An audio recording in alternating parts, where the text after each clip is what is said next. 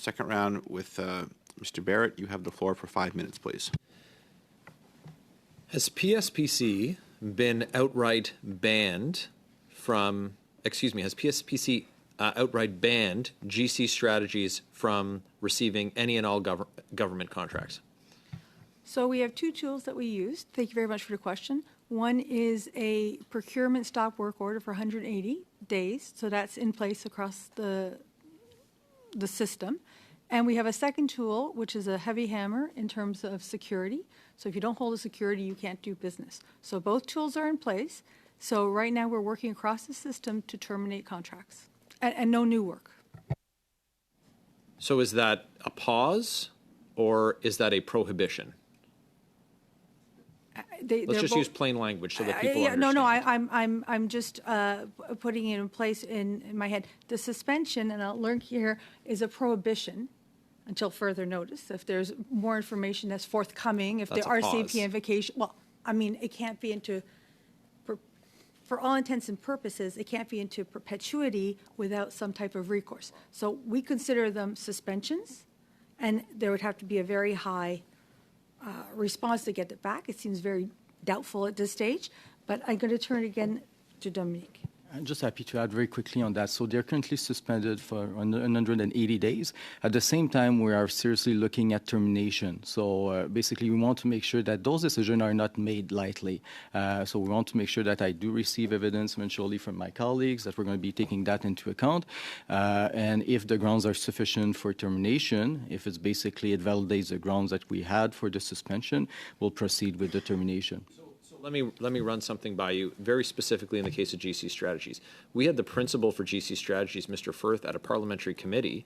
The testimony, I'm certain that you're privy to, you've seen it, where he admitted to falsifying information that he used to win a bid. He lied, and he admitted that at committee. And so whether or not the RCMP can use that in a criminal investigation, separate question, but can PSPC use it? He admitted to fraudulent activity in order to win bids for the government from the government of Canada. Is that not enough?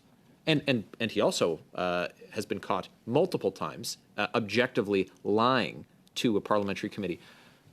But is fraud and forgery not sufficient grounds to ban, to blacklist, to have a prohibition in perpetuity for a contractor when we're talking about tax dollars? If I may, thank you, Mr. Chair, for the question. What is said and also in front of committee, we have to be careful with that. So it does not necessarily, can we transpose that and use that? Again, I would say we start with the suspension. The desired effect is accomplished. Basically, the company can no longer secure any government contracts, can no longer do business.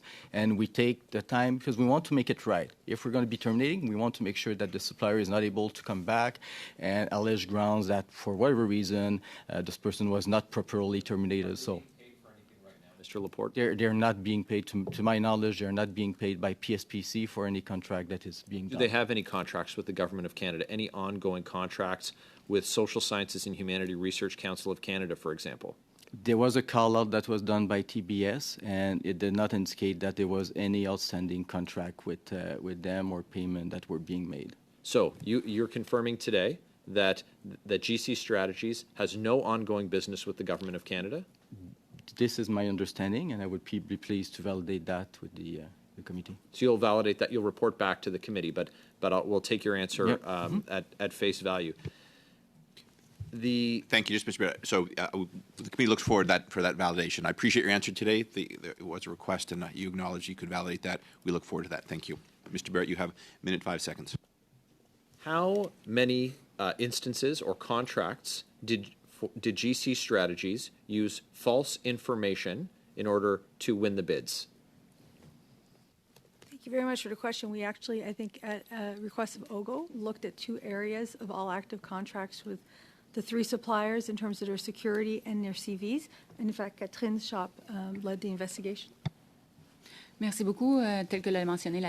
Thank you very much. As the Deputy Minister mentioned, we conducted due diligence as soon as this matter was brought to our attention, and we worked with departments and agencies that are active contracts with them to assess 2 things in particular.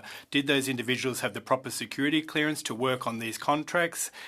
and were they who they claimed to be? We also worked with companies, suppliers to provide CVs, and those CVs were shared with departments and agencies in order to ensure that they were properly categorised and that they had the requisite levels.